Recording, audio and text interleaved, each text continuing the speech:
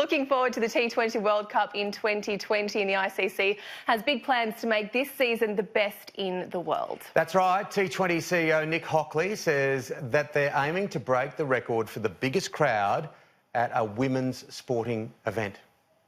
Well, I think it's all part of the evolution, and we've seen with the last T20 World Cup in the West Indies, that was just a fantastic event. We studied a range of different events in making that decision. The 2015 FIFA Women's World Cup in Canada was huge. Here, closer to home, the Netball World Cup that same year. And really, when you look at it, it was a very simple decision that the women's event needs to be a major event in its own right, to be played in prime time in the right size stadiums under lights, and we're seeing that with a range of different things. So this year will be the first standalone WBBL, so I think everyone's really starting to reckon that's the way to go. Fantastic. And you're out to make a big statement on International Women's Day. You want to break a major record, of course. Well, we're looking to take matches all around the country, and obviously getting the right venues is absolutely crucial. In terms of the final, it's a bit of a turn of fate that International Women's Day falls on a Sunday, and our primary thing was to play the finals in the right sized grounds. And when we thought about it, Australia is blessed with these magnificent sporting venues. It's got the biggest cricket ground in the world, and there was really it's a very easy decision to make that if you're going to play the men's at the MCG, then absolutely you need to play the women's at the MCG. And as you point out, if we fill that out, we've got an opportunity to set the highest attendance for a female sporting event in history ever. The current record is the 1999 FIFA Women's World Cup, and they got 90,185 to the Pasadena Rose Bowl in California. So it's not going to be easy, but we've put out a really big, audacious challenge, and we're looking for everyone to get behind it and really to make a statement that Australia is really leading the way in women's sport. Fantastic. The 2020 World Cup, we've got the World Cup going on now, the men's 50 over format, and we've got, of course, the Ashes coming up, which is enormous. Where does the 2020 World Cup sit on the grand scheme of things for the ICC? Yeah. Well, cricket's a bit of an unusual one in that it has these three formats of the game, but I think what's becoming clearer and clearer is that each format has a very particular role to play. So, obviously, Tests and the Ashes, but in terms of the shorter formats of the game, the 50 over World Cup that's taking place at the moment, just coming to a crescendo in England, has been reduced from 14 teams down to 10 teams. And the T20 World Cup is absolutely the globalising format of the game. So now all 105 member nations have been given T20 international status.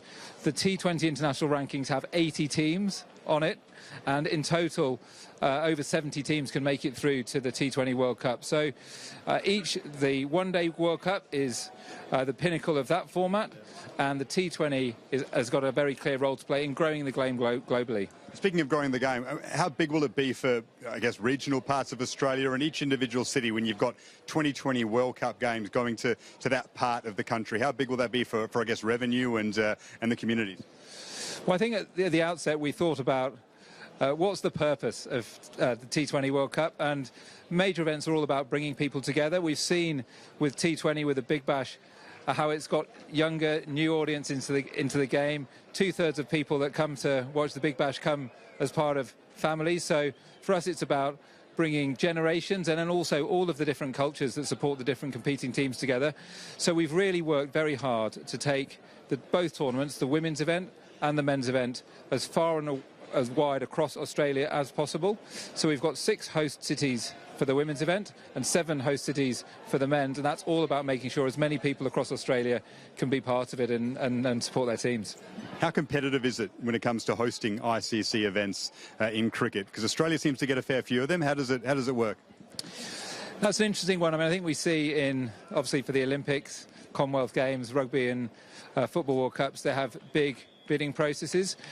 Cricket hasn't really followed that path to date, and events have been awarded more on a rotation basis. So the T20 World Cup was awarded to Australia back in 2014, and then obviously since then we had the 2015 Cricket World Cup, which was co-hosted between Australia and New Zealand. But I think both in terms of the growth of the women's game and it almost being a bit serendipitous that it's the T20 in 2020, you know, we've got an opportunity to build on that experience from 2015 and deliver not just one but two absolutely massive world events in really what is the most accessible and innovative format of the game. Speaking of, you know, being accessible and things like that, you went to the Women's Football World Cup recently in Russia. What did you learn from that in terms of hosting a standalone Women's World Cup T20 cricket in Australia? Yeah, so really privileged to go to the FIFA Women's World Cup that's just taken place in France. Absolutely fantastic event. Absolutely fantastic event. The thing that really struck me, really gender was irrelevant. It was just a magnificent World Cup occasion. So I was very privileged to attend the final, which was a complete sellout at Stade de Lyon. 58,000 people, and probably the thing that really struck out for me from that event is just the makeup of the crowd. It was a completely different crowd to the soccer crowd that I'm used to seeing. Lots of families, lots of kids, and just a really great vibe. So we're looking forward to seeing that very much so for the Women's T20 World Cup in Australia. When it comes to World Cups in cricket or even the Ashes and big test match series, everyone always talks about India and the power of the Indian eyeballs. How big of a factor is that when it comes to the T20 World Cup and revenue? Well, I think obviously India, just the passion levels, the size of the country, but what we've seen for ICC events all around the world, and particularly T20, is that there's great broadcast numbers coming out of North America, out of broadcast markets that you wouldn't typically think. So really it's an opportunity. It's being broadcast to over 200 countries all around the world, and whilst a big part of the makeup is in India, we're expecting a really big global audience.